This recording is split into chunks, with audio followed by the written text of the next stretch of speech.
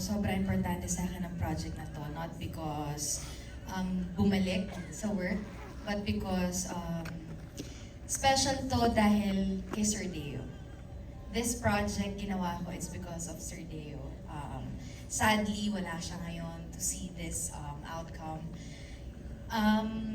Lahat po na nakita nyo ngayon, hindi po ito mabubuo ng isa, dalawa, buong pamilya po ito ng Saving Grace, from on-cam hanggang off-cam. Puso ng on-cam artist hanggang off-cam na mga workers po namin. Lahat po kami nagbigay ng puso dito, kaya sobrang special ang project. Kung anong natutunan ko naman po kay Ana, siguro hindi lang natutunan nakarelate ako kay Ana kasi may ugali po akong nag-wall din ako. So it's really hard to open up, especially kapag yun yung takot mo. And with Ana, yun yung, kaya hirap na hirap akong i-portray yung role, especially the first part, the first episode na nakita nyo. Kasi ang hirap magpigil, especially kung nakita nyo na yung galing ng bata. Sobrang inosente, sobrang raw. Tapos kapag umiiyak na siya, kailangan kong pigilan na huwag ako madala kasi kailangan maklaro ko sa tao na hindi ako emosyonal na tao. Kasi ang dami kong pinagdaanan, hold up akong tao. So ang hirap-hirap nun. So parang ang dami lang factor na natutunan ko kay Ana sa pagpapatawad, sa pag-open, sa ang pagmamahal wala palang measure, talagang malalim. Hindi lang sa pagiging ina, sa pagiging anak, sa pagiging kaibigan, sa pagiging kung ano man yung relationship na meron ka sa buhay mo. Malalim pala talaga siya. So ang love talaga sobrang laking factor sa buhay natin. So, yun. Wow. So hindi lang talaga sa acting yung naging effect ng show na ito para sa'yo. Talagang sa iba bang parts ng life, di ba? Ganun kalaki yung impact ng Saving Grace. Thank you very much, Ms. Julia Montes. Ngayon naman, this is for Jenica. This question is for you. Mula pa rin kay Naz Tabares of Pelikula Mania. Bilang ina, ano ang gagawin mo kapag may nakilala kang bata na inaabuso ng magulang? Hindi ko siya kikidnap hindi ko siya sobrang, sorry, nare-relate ko kasi yung nangyari kay Ana. Pakiramdam ko kahit naman hindi ako isang ina at sana ganun din yung lahat ng tao. Di natin kailangan sana ma-experience magkaroon ng anak para malaman kung ano ang tama sa mali.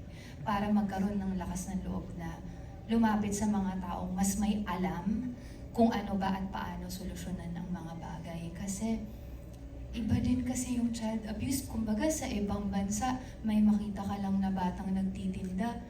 Child abuse na yun, pero dito sa Pilipinas, we see it everywhere.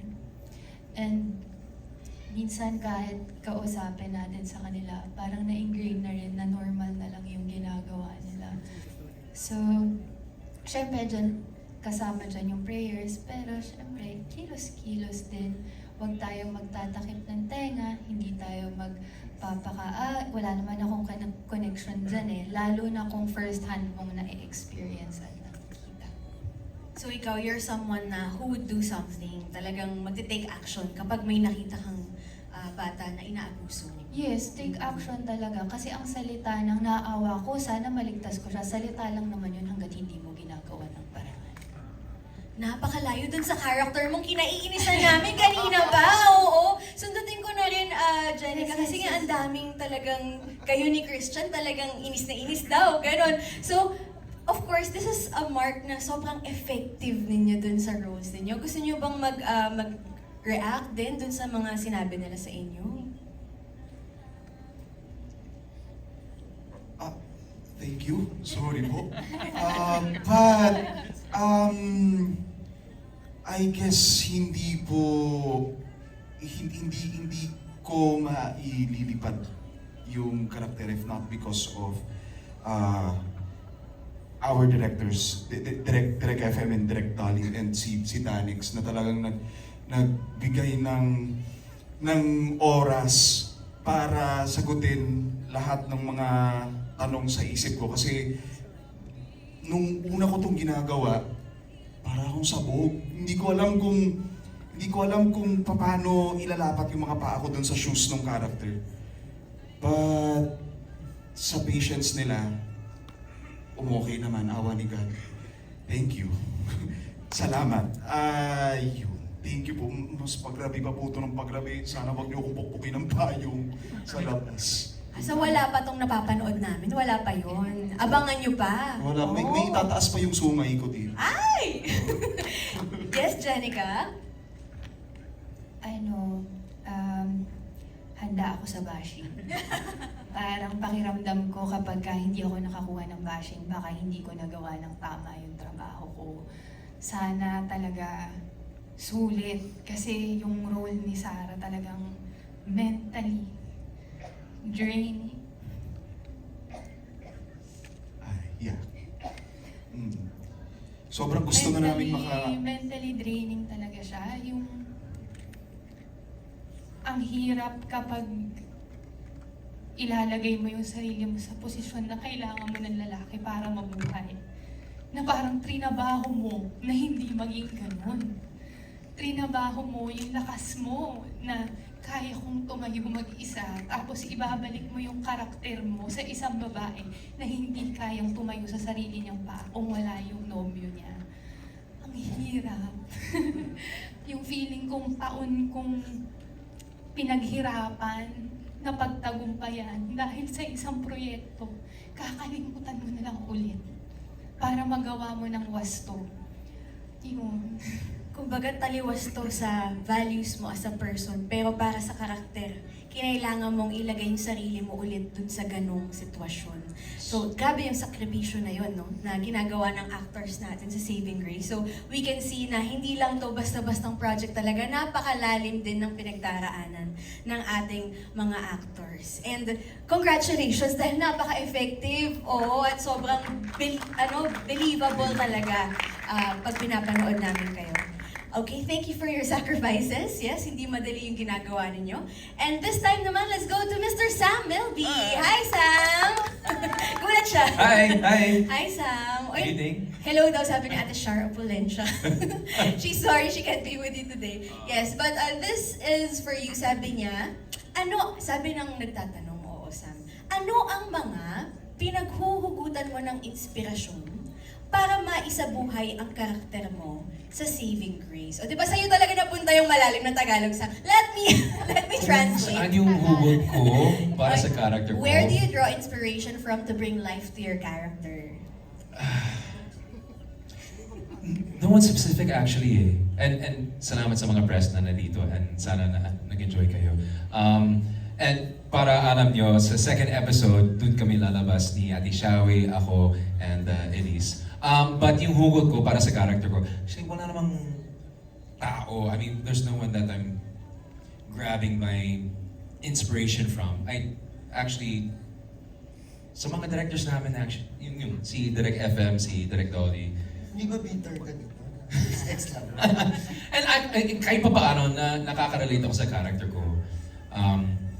Yung moral compass niya, there's other things na hindi ko pwedeng sabihin kasi magsaspoil yung kwento about the past. But there's a lot of characteristics kay Julius at ako that I can actually relate to. So kahit pa paano, I'm able to use myself in a way to relate to the character.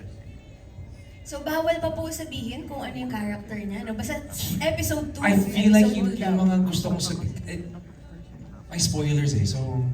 Tagalog kasi yung tanong na. Grabe naman. Nalabasa na ako. Hindi, bumulong na si Miss Danica. May surprise kasi ng mga connections. Hindi pa talaga, para lang sa maganda yung experience natin. Para sa atin din to, di ba? It's for our own good. Para maganda ang ating viewing experience, wag nating i-spoil. Tama naman. Okay, now this next question is for Miss Danica Domingo, Direk FM Reyes, and Direk Dolly Dulu. Okay. Anong extra mile efforts ang ginawa nyo para mabigyan ng justice ang original version nito na Mother na tinaguriang most exported title sa Asia? Yun, extra mile efforts daw po. Ano bang mga ginawa natin? yung nag-translator. Nag-interview kami ng mga psychologists. Tapos isa sa research yan, si Alan Quadra, isa siya kasama sa team namin. So may mga kinausap kami na psychologist na syempre tinignan din namin ano ba yung difference ng Japanese original version sa Filipino version. Kasi kailangan maramdaman natin yung touch ng pagiging Pilipino ng material because it's an adaptation. So yun. Second, the biggest extra mile sa writing and sa mounting. If you will, I've studied seven versions of it. Wow! Pinanood niyo po lahat? Yes. Wow! Okay. When they were presenting it to me, sabi ko, the story sounds familiar. Kasi there's a Korean version of that. Pero ang sabi kasi, Nippon. So I didn't know na ang original pala yung Japanese. So right after the presentation to me, pinanood ko na, and then I learned that there's a Turkish version, Myanmar, may Hong Kong. So pinanood ko isa-isa. I'd like to think that in the storytelling, most of the other versions, they took an omniscient point of view, medyo singular. Pero yung Filipino version, I was talking kanina in my opening remarks that a character is theme. Yun ang advocacy ko lagi. No? Kahit sinasabi nyo, maski yung mga kontrabida, parang gano'n, di ba? Yung nakakagalit. Napakadelikado kasi ng material. Kaya, kinailangan naming natagan ng malinaw na kwento, yung bawat character, at makikita mo pag natapos mo yung series, may kumpletong journey yan. Wala kaming isang pinabayaan. Kasi, the source of the wound of each character is, yung coming from this poverty of being unwanted. Yung sugat na itanim sa'yo, yun din yung ginagamit mo panugat. And in this case, yung ginawa dun sa bata. I was so amazed at Alex's insight about Julia's character. To me, she did the most difficult character in the series. Kasi, sabi nga ni Alex kanina, maaaring hindi ko pa maintindihan, pero ang linaw ng wall. That is a very good example of a wound. Knowing Julia as an actress, she's very giving. Yung nag-explain pa lang ako, umiiyak na. Nag-rehearse kami, umiiyak na. And then the discipline to cut off the emotion and go to the character, it's so difficult. Kaya yung ending, umiiyak ka sa bata, pero ang strong kumukulong emotion kay Julia na aalis ba? Danica earlier mentioned about the hard choices. Direct Dali expressed a very good synthesis of the inner journey of Julia. Yung gumawa siya ng isang bagay, dinesisyon na niya sa moment na yun. Pwede mong tignang mali, pwede may tumingin na tama.